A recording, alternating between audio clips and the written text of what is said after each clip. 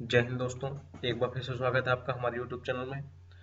दोस्तों, जैसा कि आप देख पा रहे हैं, आज हम पढ़ेंगे सामान्य हिंदी, जो कि इसके टॉप 10 मोस्ट इम्पोर्टेंट क्वेश्चन है। क्योंकि आपसे किसी भी एग्जाम में पूछ लिया जाता है कि हिंदी में क्या पूछा जाता है कि कितने किसके भेद हैं। मान लीजिए पद के कितने भेद हैं, संज्ञा के कितने प्रकार हैं। तो इस प्रकार से आपसे क्वेश्चन कुछ पूछे जाते हैं। तो उसी के लिए मैंने आप एक ये सेपरेट वीडियो बनाया है, जिसमें कि आपको इम्पोर्टेंट क्वेश्चन मिलेंगे। तो एक ही वीडियो में क्या करेंगे, आप ये सारे क्वेश्चन जो हैं कैरी कर लेंगे। ठीक है, तो देखते हैं सबसे पहला क्वेश्चन। तो सबसे पहला क्वेश्चन है,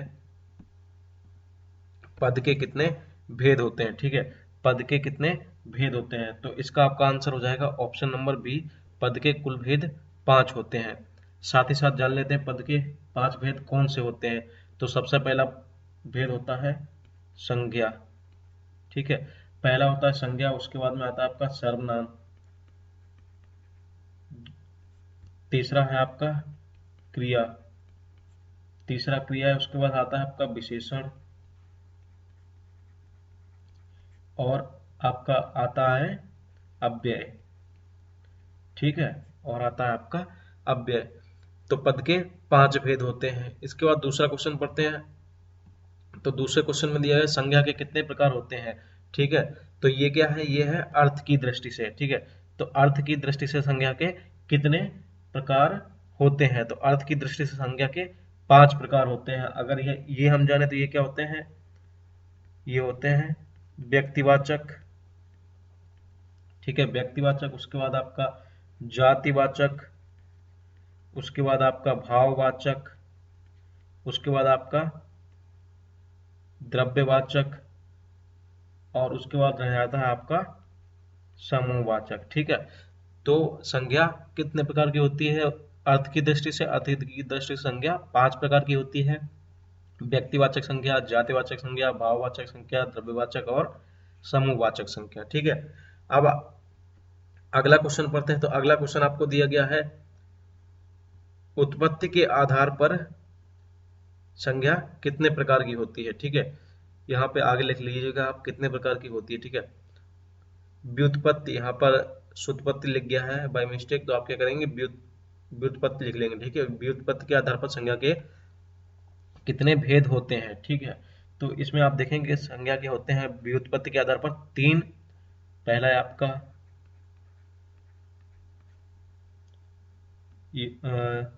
यौगिक। ठीक है, यौगिक, उसके बाद में रूढ़ और योग रूढ़। ठीक है, तो 3 प्रकार की होती है आपकी संज्ञा व्युत्पत्ति के आधार पर, यौगिक, रूढ़ और योग रूढ़। अब आगे देखते हैं प्रश्न नंबर 4, कारक के कितने प्रकार होते हैं। ठीक है, कारक के कितने प्रकार होते हैं। तो कारक के कितने प्रकार होते हैं, कारक के 8 प्रकार होते हैं। ठीक है, कारक के 8 प्रकार होते हैं। अगर देखेंगे तो क्या है, पहला होता है आपका कर्ता ने, जिसके साथ में क्या कारक चिन्ह आता है, ने। कर्ता ने, फिर क्या है कर्म को, कर्ता ने कर्म को, करण से, करण से, या फिर के द्वारा। ठीक है, तो क्या हो जाएगा, कर्ता ने कर्म को करण से या के द्वारा। आगे पढ़ेंगे, संप्रदान को या के लिए। ठीक है, आगे क्या है, संप्रदान को या के लिए। तो अब क्या हो गया, कर्ता ने कर्म को करण से या के द्वारा, संप्रदान को या के लिए। ठीक है, उसके बाद में आता है आपका अपादान, अपादान से होता है। ठीक है, अपादान से। अब आप देखेंगे यहाँ पर करण के साथ भी आता है से, और अपादान के साथ भी आता है से। लेकिन यहाँ पर क्या होता है, अलग होने की भाव से। मान लीजिए कोई एक चीज है दूसरी चीज से अलग होती है, तो वहां पर क्या आएगा, अपादान आएगा। ठीक है, अब अगला है संबंध। ठीक है, क्या है, संबंध। तो संबंध में क्या हो जाएगा, का, की, के। ठीक है, राम का, राम की, राम के, तो क्या हो जाएगा, संबंध हो जाएगा। इसके बाद आता है आपका अधिकरण। इसके बाद क्या आता है आपका अधिकरण। तो अधिकरण में हो जाएगा आपका में, पर, ठीक है, अधिकरण में पर। और आखिरी होता है आपका संबोधन। इसमें क्या हो जाएगा आपका हे अरे, क्या हो जाएगा हे अरे। तो कर्ता के कुल कितने प्रकार के होते हैं? तो कर्ता होते हैं 8 प्रकार के। तो कर्ता हो जाएंगे आपके कुल 8 प्रकार के, ठीक है। अगला प्रश्न है आपका, अगला प्रश्न है आपका सर्वनाम के कितने भेद होते हैं? क्या है? सर्वनाम के कुल कितने भेद होते हैं?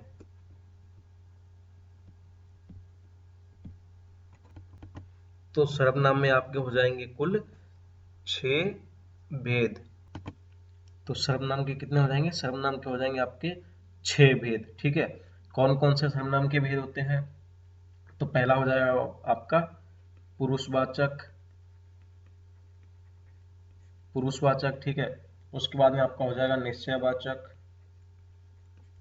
उसके बाद में आपका हो जाएगा अनिश्चयवाचक,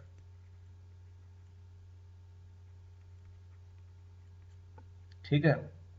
उसके बाद में आपका हो जाएगा संबंध वाचक, संबंधवाचक। उसके बाद में आपका हो जाएगा प्रश्नवाचक, और अंतिम हो जाएगा आपका निजवाचक। तो सर्वनाम के कुल कितने भेद हो जाएंगे? सर्वनाम के कुल भेद हो जाएंगे 6। अगला क्वेश्चन पढ़ते हैं, विशेषण के कितने प्रकार होते हैं? ठीक है, विशेषण के कुल कितने प्रकार होते हैं? तो इसमें आपका सही आंसर हो जाएगा ऑप्शन नंबर ए, विशेषण के कुल 4 प्रकार होते हैं। देख लेते हैं कौन कौन सा। पहला होता है आपका सार्वनामिक विशेषण, ठीक है। उसके बाद में आता है आपका गुणवाचक, गुणवाचक विशेषण। उसके बाद होता है आपका संख्यावाचक, और अंतिम होता है आपका परिमाणवाचक, माफ कीजिए परिमाण बोधक, ठीक है। अंतिम में आपका क्या होता है? अंतिम होता है आपका परिमाण बोधक विशेषण। अगला क्वेश्चन है, अव्यय के कुल कितने भेद होते हैं? या क्वेश्चन पूछा जा सकता है आपके, अव्यय के कितने प्रकार होते हैं? ठीक है, तो यहाँ पे आप देखेंगे इसका जो सही आंसर हो जाएगा बिल्कुल वो जाएगा ऑप्शन नंबर बी, अव्यय के 4 भेद होते हैं, ठीक है। अव्यय के 4 भेद होते हैं। देख लेते हैं कौन कौन से। तो पहला देखेंगे, पहला होता है क्रिया विशेषण, क्रिया विशेषण। अगला होगा आपका अव्यय का भेद संबंध बोधक। कौन सा होगा? संबंध बोधक। उसके बाद में आपका हो जाएगा तीसरा समुच्चय बोधक। कौन सा हो जाएगा तीसरा आपका? समुच्चय बोधक। और उसके बाद में आपका लास्ट हो जाएगा विस्मयादि बोधक, ठीक है। विस्मयादि, विस्मयादि बोधक चौथा आपका हो जाएगा विस्मयादि बोधक। तो अव्यय के कुल कितने भेद हो जाएंगे? अव्यय के कुल 4 भेद हो जाएंगे। अगला क्वेश्चन है आपका वचन के कितने प्रकार होते हैं? ठीक है, अगला क्वेश्चन है आपका क्या है? वचन के कितने प्रकार होते हैं? तो वचन के 2 प्रकार होते हैं। कौन सा? एक वचन और बहुवचन, ठीक है। तो वचन के कितने प्रकार होते हैं? 2। पहला होता है एक वचन, दूसरा होता है बहुवचन, ठीक है। अगला क्वेश्चन है आपका प्रश्न नंबर 9, रचना की दृष्टि से क्रिया के कुल कितने भेद होते हैं? ठीक है, रचना की दृष्टि से कितने भेद होते हैं? तो रचना की दृष्टि से क्रिया के 2 भेद होते हैं, यानी कि आपका ऑप्शन नंबर ए बिल्कुल राइट हो जाएगा। कौन से होते हैं देख लेते हैं। पहला होता है आपका सकर्मक क्रिया, और दूसरा होता है आपका अकर्मक क्रिया, ठीक है। तो 2 क्रियाएं होती हैं आपकी, सकर्मक क्रिया और अकर्मक क्रिया। अगला क्वेश्चन है आपका क्वेश्चन नंबर 10, काल के कुल कितने प्रकार होते हैं? या काल के कितने भेद होते हैं? तो इसमें आपका बिल्कुल राइट आंसर हो जाएगा ऑप्शन नंबर बी, काल के 3 भेद होते हैं, ठीक है। तो शुरुआत होती है भूतकाल, ठीक है, फिर वर्तमान काल, और आगे आता है आपका भविष्य काल। तो कुल कितने प्रकार हो जाते हैं? काल के, तो काल के कुल 3 प्रकार होते हैं, भूतकाल, वर्तमान काल और भविष्य काल। तो क्या है, ये जो क्वेश्चन है आपके ये एसएससी से रिलेटेड भी आ सकते हैं, जिसमें कि हिंदी मांगी जाती है, और यूपी पुलिस से संबंधित ये क्वेश्चन बहुत ही मोस्ट इम्पोर्टेंट होते हैं, क्योंकि आप देखते हैं यूपी में पुलिस की जो भी भर्ती आती है उसमें कुल 40 क्वेश्चंस आते हैं। तो ये टॉप 10 हिंदी के मोस्ट इंपोर्टेंट क्वेश्चन है, इनमें से आपसे कोई भी पूछा जा सकता है, और ये भी पूछा जाता है सकर्मक क्रिया या अकर्मक क्रिया के बारे में भी पूछा जा सकता है। तो आज की वीडियो में बस इतना ही। इस वीडियो से रिलेटेड आपका कोई भी क्वेश्चन हो तो वो आप हमें कमेंट बॉक्स में पूछ सकते हैं, और यूपी पुलिस के साथ साथ एसएससी से संबंधित जो भी व्यक्ति तैयारी कर रहे हैं वो हमारे चैनल को अवश्य सब्सक्राइब करें, क्योंकि ऐसी ही वीडियो हमारे चैनल पर आपको मिलती रहेंगी।